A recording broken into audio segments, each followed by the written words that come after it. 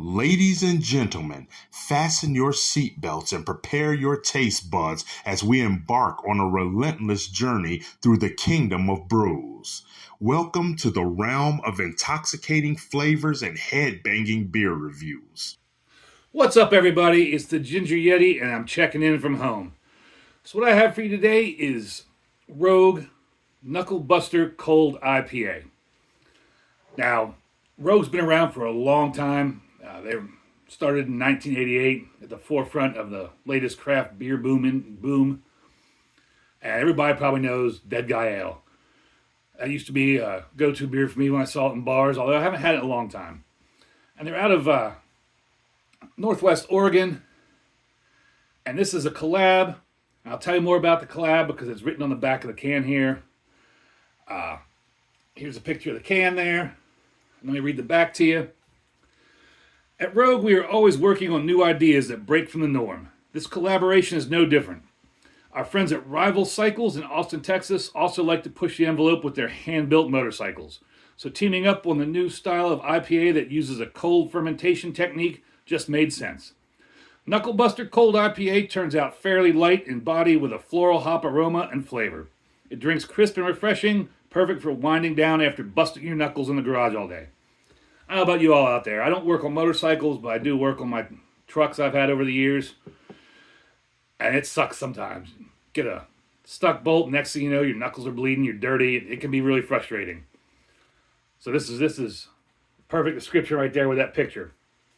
Also on the can, they've got a neat little thing here. I'll try to get a picture of that if I remember. It's that star. And it has, on the different points, tropical, citrus, pine, bitter, and malt. And then they fill in the little lines around it to just kind of show you what you should expect in like a graphic representation of what you should expect from the beer. And it says, pair it with gaskets, torque wrenches, and valve springs. 6.1% alcohol. Not much else on the can, although that's already a lot. So that's pretty cool, having them pair their beer up, do a collab with a custom motorcycle shop out of Texas. Before I open this beer up, I've got my Ohio Pint Day 2023 glass, courtesy of A Beer Day with TK. I wasn't at home, I wasn't in town, so he was nice enough to pick that glass up. And Ohio Pint Day is a day where the Ohio Craft Beer Association, or Ohio Craft Brewers Association, holds an event, and they pick an artist, and they put out a glass every year, and you go to different breweries and participate, and you buy their beer, and you get a glass like this. Or sometimes if you don't want to drink the beer, you can get one of these glasses for $5. It's really cool just to help drive business to the craft breweries, in the independent craft breweries in Ohio. And the Ohio Craft Brewers Association does a lot of cool things. They've got an app called Ohio on Tap, where if you check in on their app to the breweries you're at, every so many breweries you get a different prize. And there's up to like 400 some breweries on the app right now. And they change the prizes every year, but you're able to use the app for 3 years before it starts over again. This beer tacker back here is one of the things I got the first 3 years I used it. It just started over again, so now I got to go to all the Ohio breweries over again. I'm looking forward to that. Enough about that. Let's try this beer. On Untapped, it gets a 3.63 with 4.2 thousand check-ins. On Beer Advocate, got an 86 very good, but only 18 check-ins. Maybe I should have poured that a little better. Head, giant, pillowy head, big fisheye bubbles everywhere. Hopefully it dissipates, but if not, I'll chew through it. And that's a kind of a straw-colored beer. I mean, I have to look at my chart. I'd give that a 2. But it is kind of cloudy. Like, you can't really see through it.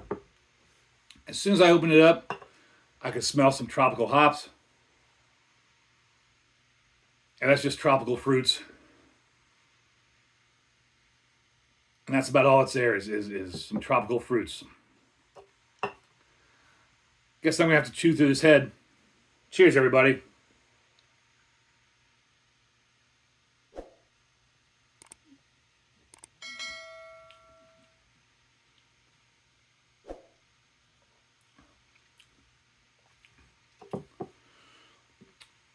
So you get some tropical notes, some bitterness.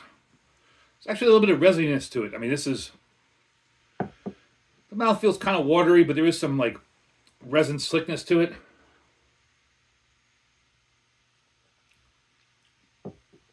Yeah, some resiny slickness to it from the hops, but it's not overpowering. It's not in your face. It's just kind of there, almost as an afterthought, but nicely balances the watery mouthfeel that you initially get. Then you get, like I said, the tropical hops and a little bit of bitterness on the back end. And if you've watched Beer Day with TK's videos or some of my videos, you know I'm not a huge IPA fan. I always say that, but I drink a lot of IPAs. And I do like a good IPA, especially when it's well balanced, well put together. I mean, some of these beers, I swear that the brewers tried to do something else, screwed up, it wasn't good, so they just hop the crap out of it until it tastes like an IPA and sell it because they're scared to dump the brew down the drain and they don't want to take the loss. A lot of these IPAs out there taste like that. This isn't one of them. This is a really well balanced IPA. I'm not real familiar with the cold process, but this is definitely a really well balanced IPA. I would drink this one again. I'd give this a big horns up.